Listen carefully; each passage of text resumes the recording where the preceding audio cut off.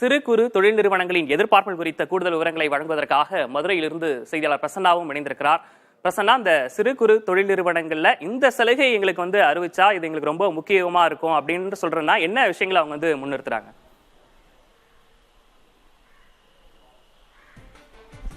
விக்னேஷ், நாட்டிலே விவசாயத்திற்கு அடுத்தபடியாக அதிக வேலைவாய்ப்பை கொடுக்கக்கூடிய இந்த சிறு குறு தொழில் நிறுவனங்கள் தான். இது சம்பந்தமாக பேசுவதற்கு இந்த மதுரையை சேர்ந்த மடிசியாவுடைய முன்னாள் தலைவர் சம்பத் அவர்களுக்கு அவருடைய கேட்கலாம். சார், இப்போ தாக்கல் செய்யக்கூடிய பட்ஜெட்டில் உங்களுடைய பிரதான கோரிக்கைகள், ஆண்டாண்டு நீங்கள் வச்சிருக்கக்கூடிய முக்கியமான கோரிக்கைகள் பற்றி கொஞ்சம் சொல்லுங்கள் சார்.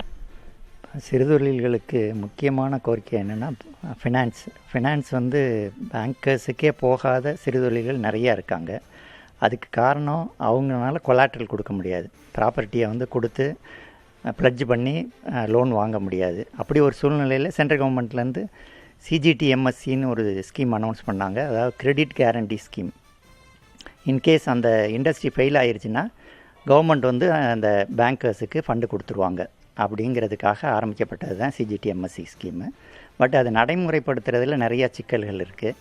பேங்கர்ஸை கேட்டோம்னா அவங்க என்ன சொல்கிறாங்க, சார் இந்த மாதிரி இண்டஸ்ட்ரி ஃபெயில் ஆயிடுச்சுன்னா எங்களுக்கு வருஷம் 70% தான் வரும், அதுக்கடுத்து 3 வருஷம் கழித்து 30% வரும். அதில் நிறைய நாங்கள் பேப்பர் ஒர்க் பார்க்கணும், அதனால் நாங்கள் அதில் ஆர்வம் காமிக்கிறதில்ல, அதில் ஃபண்டு கொடுக்கறதுக்கு அப்படிங்கிறாங்க.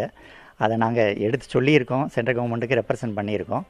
இதை தவிர்த்தாங்கன்னா, அதாவது 100% பேங்கர்ஸுக்கு லோன் இன்கேஸ் ஃபெயிலியர் ஆயிடுச்சுன்னா ஃபண்டை கொடுத்துட்டாங்க அப்படின்னா நிறைய பேருக்கு, நிறையா இண்டஸ்ட்ரிக்கு பேங்கர்ஸ் கடன் கொடுக்கறதுக்கு வாய்ப்பாக இருக்கும்.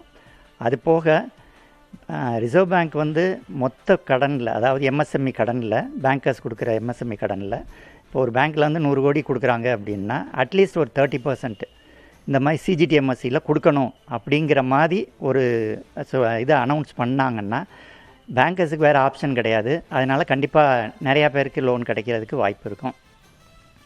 அதுபோக லார்ஜ் ஸ்கேல் இண்டஸ்ட்ரிக்கெலாம் 8% 8.5%ல் பேங்கர்ஸ் லோன் வாங்க முடியும் பேங்க்லேருந்து. பட் அதே இது மைக்ரோ ஸ்மால் இண்டஸ்ட்ரி வாங்குறதுக்கு வாய்ப்பு இல்லை, 12% 14% ஆகுது. அப்போ 2 பேரும் தயார் பண்ணுற பொருளை அவங்க லார்ஜ் ஸ்கேலில் பண்ணுறவங்களுக்கு சீப்பாகவும், ஸ்மால் ஸ்கேலில் பண்ணுறவங்களுக்கு காஸ்ட்லியாகவும் ப்ராடக்ட் வரும். அதனால் அதை அவாய்ட் பண்ணுறதுக்கு குறைந்த விலையில் கொடுக்கணும். அது பல்வேறு கோரிக்கைகளை தொடர்ச்சியாக முன்வைத்து வருகிறார்கள் சிறு குறு தொழில் நிறுவனங்கள் சார்ந்திருக்கும். விக்னேஷ், சிறு குறு தொழில் துறையினர் என்னென்ன கோரிக்கைகளை முன் வச்சிருக்காங்க, அவங்களுக்கு கடன் விகிதங்கள், வட்டி குறைப்பு அப்படின்ற விஷயங்கள்லாம் அவங்க அதை எதிர்பார்க்கிறாங்க. இந்த நிதிநிலை அறிக்கையில் என்ன மாதிரியான விஷயங்கள் இடம்பெற போகுது அப்படின்றதையும் நம்ம பார்க்கலாம்.